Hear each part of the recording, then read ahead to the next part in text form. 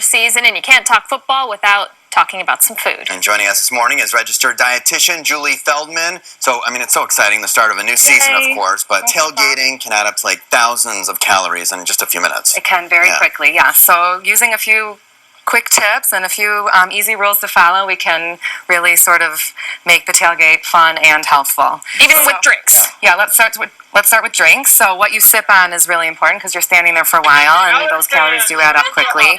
So, you know, if soda's your regular thing that you like to enjoy, I really love the mini can option. It offers, you know, the thing that you love for only 90 calories, so that's kind of a nice thing. Also, club soda, you can kind of spice it up with whatever you like, a splash of juice or things like that. And if you're drinking beer, like a lot of people do at a tailgate, choosing a light beer is also a good choice. You're going to save about half the calories. Yeah, sometimes alcohol does play a little bit of a role in tailgating. Are there some mixed drink options too, or those also add calories real fast? Mixed drinks are also usually pretty good. Any kind of clear alcohol tends to be a little bit lower in calories. So not that we're suggesting anything. Stick to the club soda.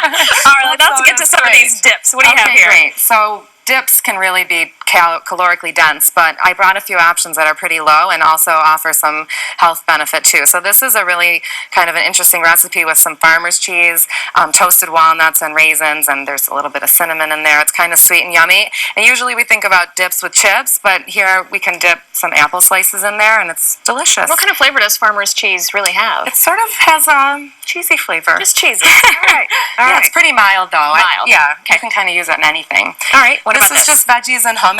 Everyone likes that, but you can kind of spice up your hummus any way you want. So you could add some Tabasco sauce in there. Is a really easy, quick way to add some zing to something simple. It's very low cal too. And just because it's healthy doesn't mean expensive, because this doesn't really look like it would add up to that much money. No, it doesn't. You can eat healthfully on a budget, absolutely, for sure. What do you have here? These are dates with a little bit of laughing cow cheese and some smoked salmon. So I know it's not typical football fare, but they're really easy to make, and they have that sort of sweet, salty combination, which everybody likes. So especially if you jazz it up with these football. Yeah, they're so cute.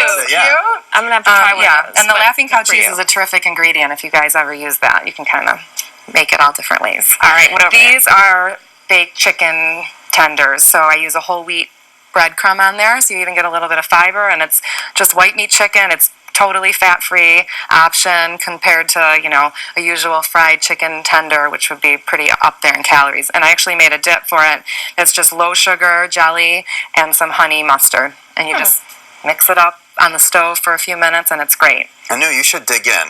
I know. So Michael apparently he has a lot of food allergies, so I'm going to eat this while you talk about the guac. Go ahead. Okay, great. Yeah, this is just fruited guacamole. So avocados are really good for you. They're high in monounsaturated fat, which is great for your cholesterol. And then just to add a little bit different of a touch, I threw in some peaches and sliced grapes. You could put pomegranate seeds in there to make it really pretty.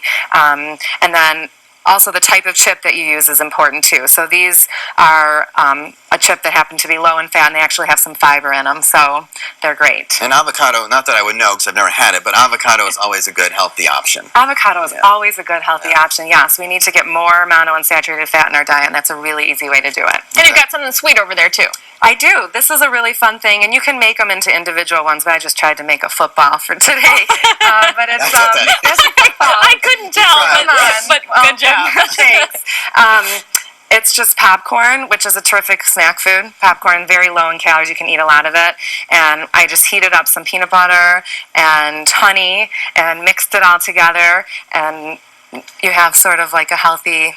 Do you see there's some fruit in here too? There's some dried cherries in there, yeah. And, you know, when you put all this together, it's really a game changer. You know, it changes your tailgate from being super healthy, from being not healthy, to being super healthy. So you can kind of enjoy the game and not feel lousy afterward. So try to stay away from the cupcakes and the Doritos, although we love it all. Come on, can we sneak one in?